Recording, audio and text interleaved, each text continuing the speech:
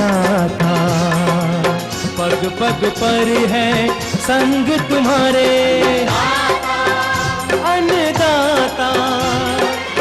लहू किसानों का बन के पसीना सींचता है धरती का सीना। मेहनत का तेरी हक दिलवाने, नई तकनीक नई खोज बताने। पशुधन को गुणवान बनाना, पौध सुरक्षा को सिखलाना, खेती के सब गुर समझाने, भारत का सरताज बनाने। आठों पहर है संग तुम्हारे अन्नदाता, अन्नदाता। नमस्कार, मैं हूं नीलू। आप सभी दर्शकों का अन्नदाता कार्यक्रम में स्वागत करती हूं। हर रोज की तरह कार्यक्रम में लेकर आई हूं खेतीबाड़ी से जुड़ी हुई बहुत सी लाभकारी जानकारियां। तो चलिए सबसे पहले देखते हैं क्या है विशेष आज के कार्यक्रम में। गर्मी के मौसम में कैसे करें दुधारू पशुओं की देखरेख व प्रबंधन। स्ट्रॉ रीपर यंत्र की कार्यप्रणाली, कीमत और उसकी उपयोगिता।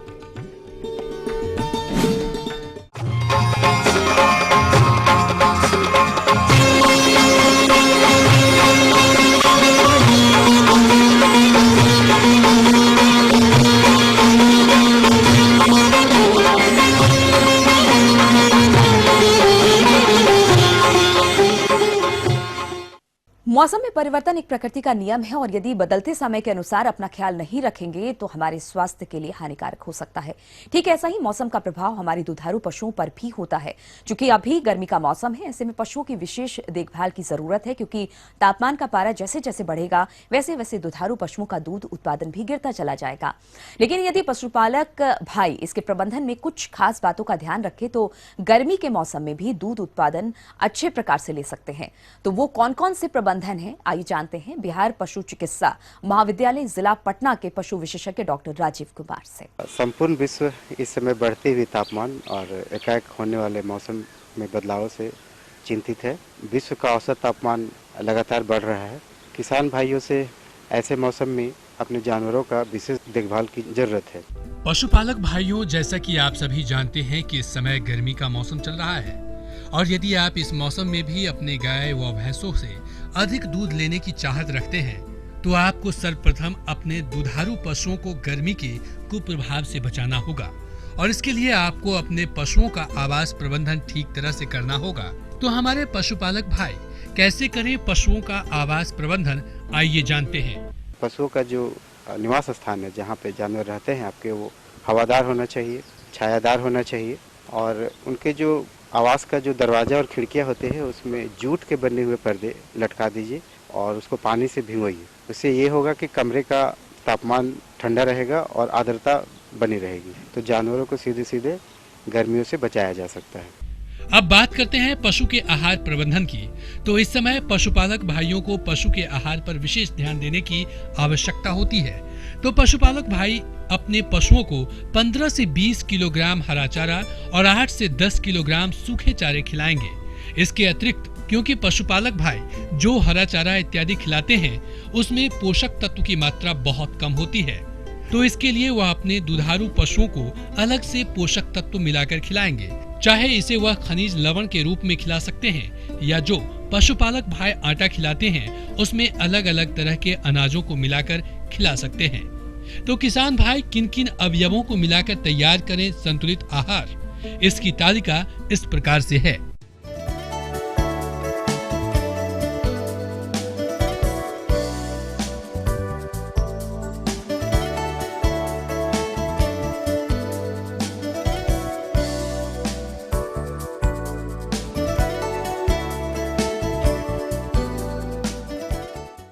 अब बात आती है पशु को संतुलित आहार देने के मात्रा की। तो पशु के जीवन निर्वहन हेतु 1 किलोग्राम दाना मिश्रण आप अवश्य दें और दूध देने वाले पशु को 3 लीटर दूध पर 1 किलोग्राम दाना मिश्रण देना जरूरी होता है। इसके अलावा प्रचुर मात्रा में पानी की व्यवस्था होनी चाहिए।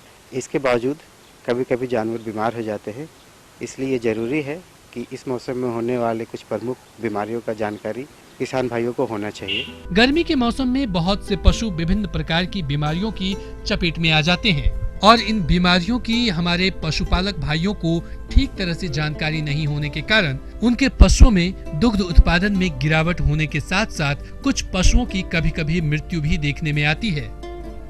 तो इस तरह की समस्या से बचने के लिए हमारे पशुपालक भाई इन बीमारियों की पहचान कर उनका निराकरण किस तरह से करें, आइए जानते हैं। जैसे कि जुकाम या सर्दी, जिसकी पहचान ये है कि शरीर का तापमान थोड़ा बढ़ जाता है, नाक से गाढ़ा पीला पदार्थ निकलता है। इसका इलाज में आपको सलाइन सॉल्यूशन से नाक की सफाई करें। टिंचर बेंजोइन या तारपीन तेल का भाप ले सकते हैं। कभी कभी नाक में डालने वाले कुछ एंटीबायोटिक्स ड्रग्स जैसे कि इम्यूनोमाइसिन का इस्तेमाल करना पड़ सकता है। इसके अलावा जो सबसे ज़रूरी जानकारी जिस चीज़ का होना चाहिए, जिसे हम लोग लू लगना बोलते हैं या इंग्लिश में जिसे हीट स्ट्रोक बोलते हैं, ये बहुत आम है और अपने आप में बहुत खतरनाक है। तो सबसे पहले किसान भाइयों को ये जानना चाहिए कि लू जब जानवरों को लग जाए तो उसको पहचानते कैसे हैं। तो लू की पहचान ये है कि शरीर का तापमान बहुत बढ़ जाना, उसका सांस की गति बहुत बढ़ जाता है, उसकी पल्स रेट बहुत बढ़ जाता है, उसके मजल्स सूख जाते हैं, त्वचा लाल पड़ जाती है, कभी कभी नीला भी हो सकता है। ऐसे में तुरंत इलाज की ज़रूरत है। कुछ ऐसे इलाज हैं जो किसान भाई अपने घर पे ही जानवरों को कर सकते हैं, जिसमें सबसे अच्छा ये माना जाता है कि उसको आप पानी दीजिए, प्रचुर मात्रा में पानी दीजिए और पानी के साथ साथ आपको ग्लूकोज देना है। तो 2% ग्लूकोज सबसे ज़्यादा कारगर है, अर्थात 1 लीटर पानी में 200 ग्राम ग्लूकोज का घोल मिलाकर जानवरों को पिलाएं। इसके बाद भी अगर जानवर ठीक नहीं हो रहा हो तो पशु चिकित्सक की मदद से इंट्रावेनस फ्लूइड एडमिनिस्ट्रेशन की जरूरत पड़ सकती है। ये थी कुछ उपयोगी जानकारियां। अब लेते हैं एक छोटा सा ब्रेक। ब्रेक के बाद जल्द लौटेंगे और कार्यक्रम में आगे है महत्वपूर्ण जानकारियां। बने रहिए हमारे साथ।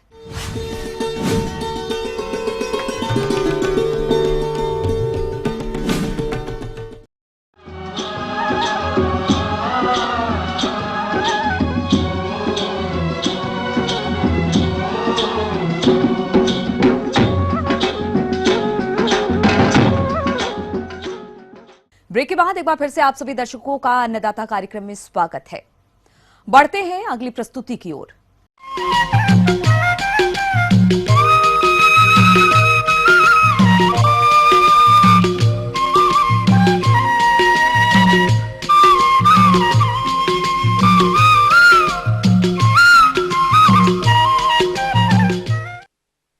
हमारे प्रदेश में इस समय गेहूं की कटाई गहाई का कार्य चल रहा है, लेकिन मजदूरों की समस्या की वजह से बहुत से किसान भाई इसकी कटाई गहाई कंबाइन हार्वेस्टर द्वारा करवाते हैं।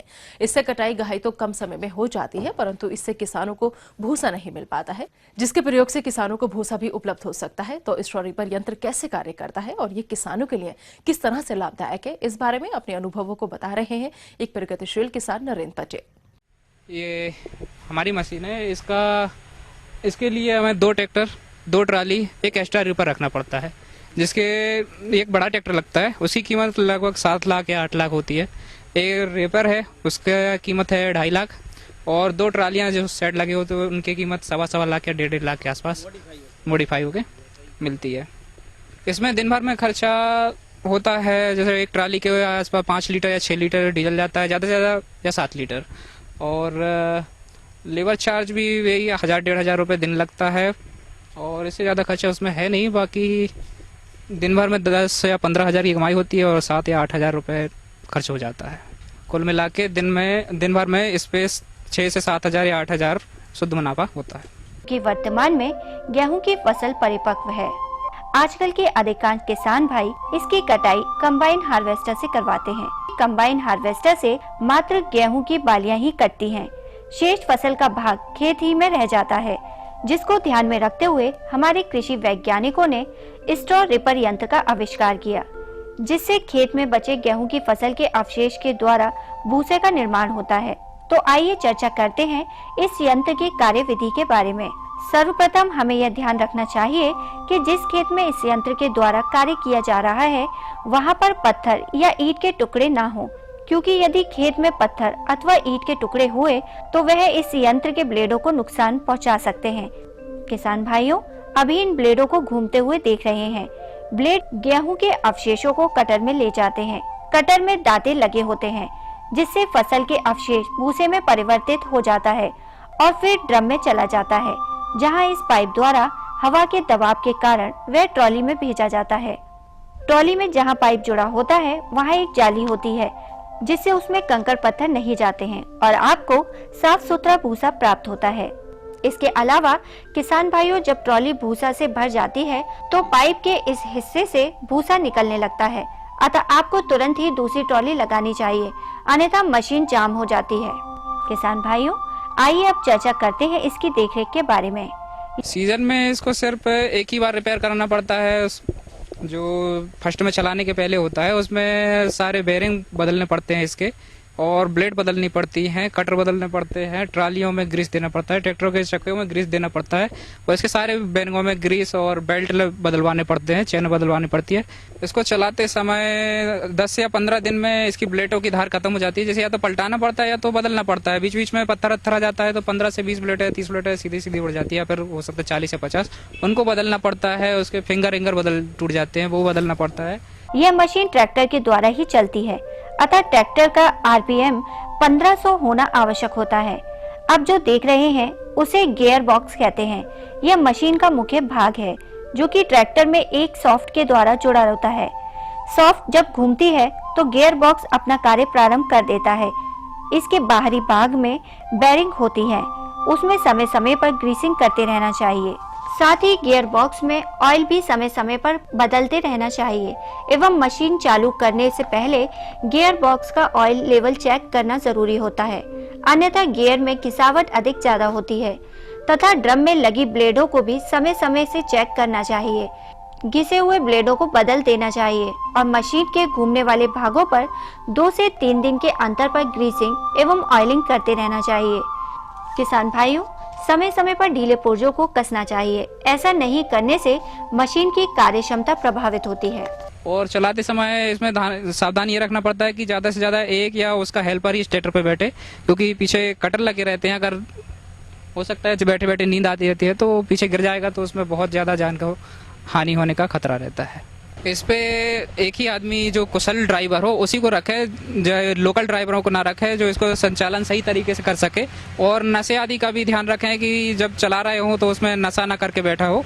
और एक आदमी उसकी देखरेख के लिए हमेशा आसपास उपलब्ध होना चाहिए। और कपड़े, उसका पहनावा जो होना चाहिए बिल्कुल टाइट होना चाहिए, जिससे उसके स्पेयर पार्ट्स में फंसे ना और फंस के दुर्घटना होने की कोई संभावना ना हो। और को चलाते समय देख लीजिए, ध्यान रखना चाहिए कि खेतों में उबड़ खाबड़ ना हो और समतल ही जगह पे चलाएं, मिट्टी पर या पत्थर पर ना चलाएं इसको, उसमें नुकसान ही नुकसान और कुछ नहीं है इसके अलावा। सभी किसान भाइयों से बोलना चाहता हूँ कि ये एक्स्ट्रा रीपर है, इसे हम रोजगार के रूप में भी उपयोग कर सकते हैं और अपने कृषि खेती उपयोग में भी और घर के उपयोग में और चाहे तो किराए के रूप में भी चला सकते हैं। ये बहुत ही उपयोगी है, इससे फसल की और जमीनों की उर्वरा शक्ति बढ़ाने की ताकत देता है। इस मशीन के द्वारा 40 मिनट में 1 ट्रॉली भूसा तैयार हो जाता है और 1 एकड़ खेत से लगभग 2 ट्रॉली या 6 बैलगाड़ी तक भूसा प्राप्त हो जाता है। 1 ट्रॉली भूसा बनाने में लागत लगभग 400 रुपए आती है तथा इस मशीन का किराया 800 रुपए होता है। इस यंत्र की कीमत लगभग 2,75,000 रुपए तथा राज्य सरकार द्वारा इस यंत्र की खरीदी पर 25,000 से 30,000 रुपए का अनुदान देय है। यह केंद्रीय कृषि अभियांत्रिकी अनुसंधान केंद्र भोपाल से प्राप्त की जा सकती है। आगे और भी है कुछ रोचक जानकारियां, पर यहाँ पर रुकेंगे, एक छोटा सा ब्रेक लेंगे, जल्द हाजिर होते हैं।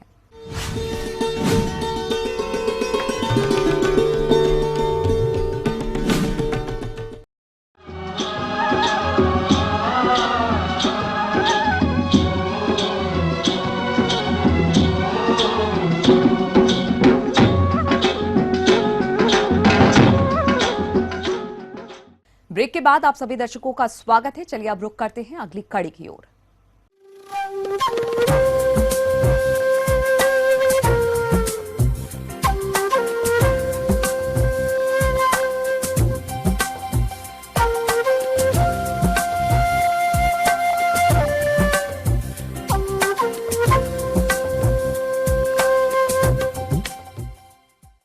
मौसम के अनुसार प्रबंधनों पर भी टिकी है आपकी खेतीबाड़ी, इसलिए मौसम पूर्वानुमान और उस पर आधारित साप्ताहिक कृषि सलाह इस प्रकार है।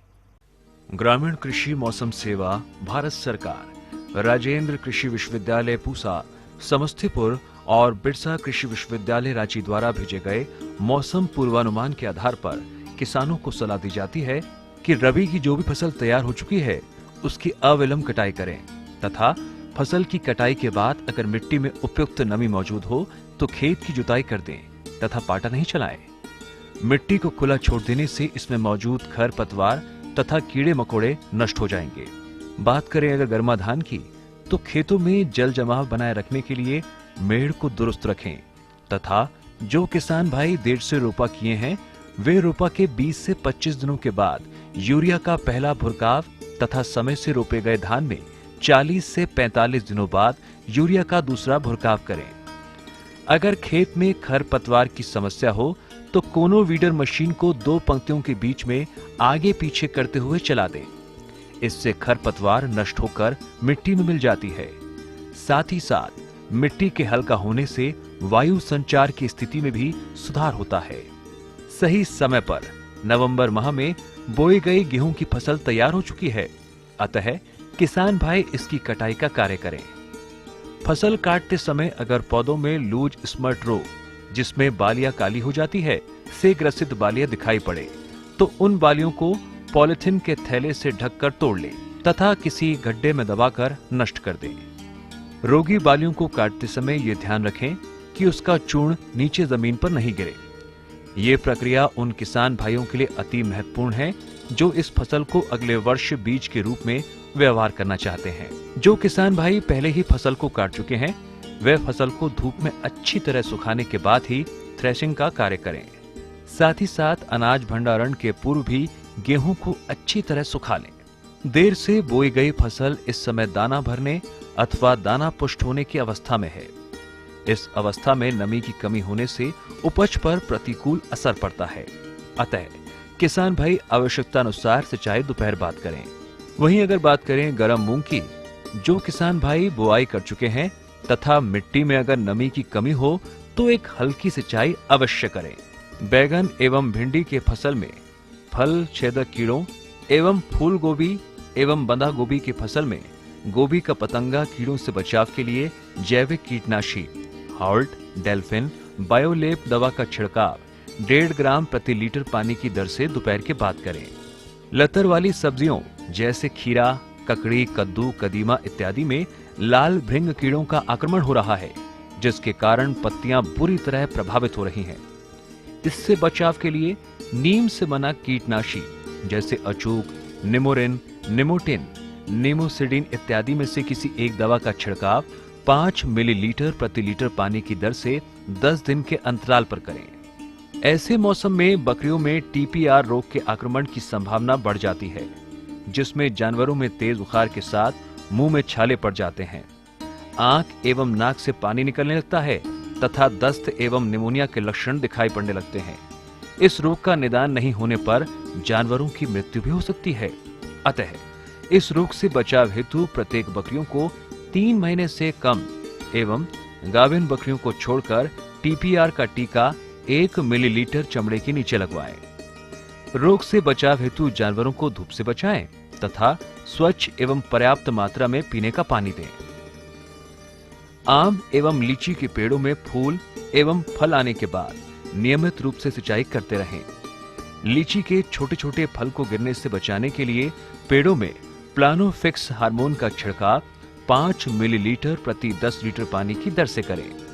आम एवं लीची के छोटे छोटे फलों को पाउडरी मिल्ड्यू रोग से बचाने के लिए सल्फेक्स 2 ग्राम प्रति लीटर पानी की दर से दवा का छिड़काव करें।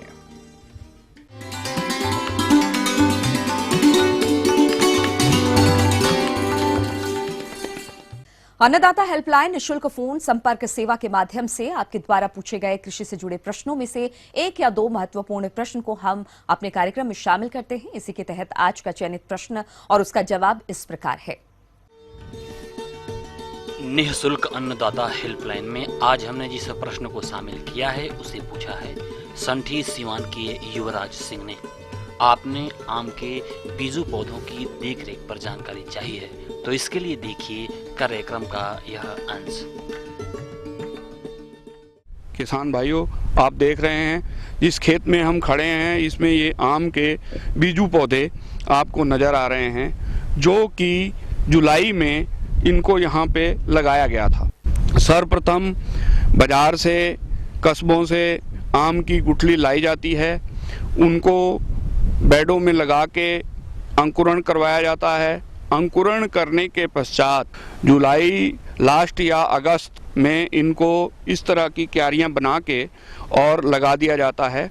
तो इसमें इसके तने की मोटाई पेंसिल के हिसाब से जब हो जाती है तो इसके ऊपर मई और जून में आपकी आम की विभिन्न किस्मों की कलमें इसमें लगाकर और इनकी ग्राफ्टिंग कर दी जाती है, जिससे ये अगले वर्ष जुलाई में बिकने के लिए तैयार हो जाते हैं। किसान भाइयों, इस खेत में लगभग 50-60 हज़ार आम की पौधे बीजू लगाए गए हैं। तो इनकी देखभाल के लिए सबसे प्रथम चीज़ तो यही है कि इनको आपस में 6 सेंटीमीटर की दूरी पे लगाया जाता है, जिससे कि आपकी ज़मीन भी ज़्यादा ना गिर सके और यदि कोई पौधा मर जाता है तो उसको रिप्लेस किया जा सके। इसके अलावा आजकल इस पे एक सूंडी आती है जिसको बोलते हैं कैटरपिलर, वो इसके पत्ते खा जाती है, तो जिससे इसकी बढ़वार में कमी आती है और पौधा जो है उपयुक्त मानकों के अनुसार ग्राफ्टिंग के लिए तैयार नहीं हो पाता।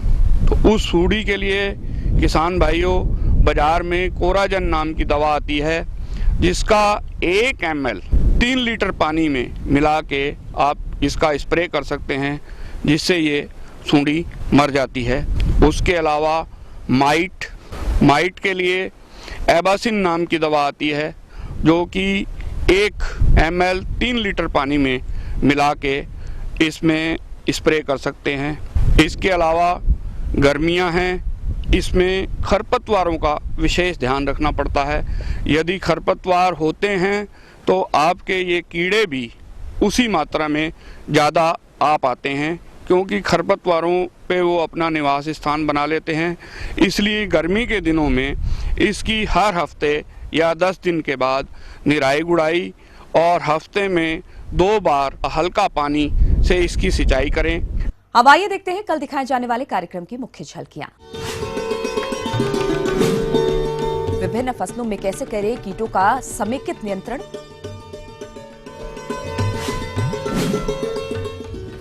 गर्मी के मौसम में मौन बक्सों की देखरेख पर जानकारी। हम ये उम्मीद करते हैं कि आज का कार्यक्रम आप सभी दर्शकों के लिए उपयोगी रहा होगा। किसान भाइयों, अन्नदाता आपकी सेवा के लिए संकल्परत है। कृषि संबंधित समस्या एवं सुझाव के लिए आप हमें इस पते पर संपर्क कर सकते हैं।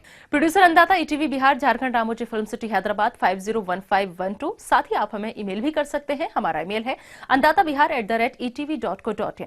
इसके अतिरिक्त आप हमें निःशुल्क हेल्पलाइन नंबर 180010084599 पर सोमवार से शनिवार सुबह 10 से शाम 4 बजे के बीच संपर्क कर सकते हैं। फिलहाल अन्नदाता की पूरी टीम को दीजिए इजाजत। कल फिर इसी समय आपसे मुलाकात होगी कृषि संबंधी कुछ और महत्वपूर्ण जानकारियों के साथ। तब तक के लिए नमस्कार।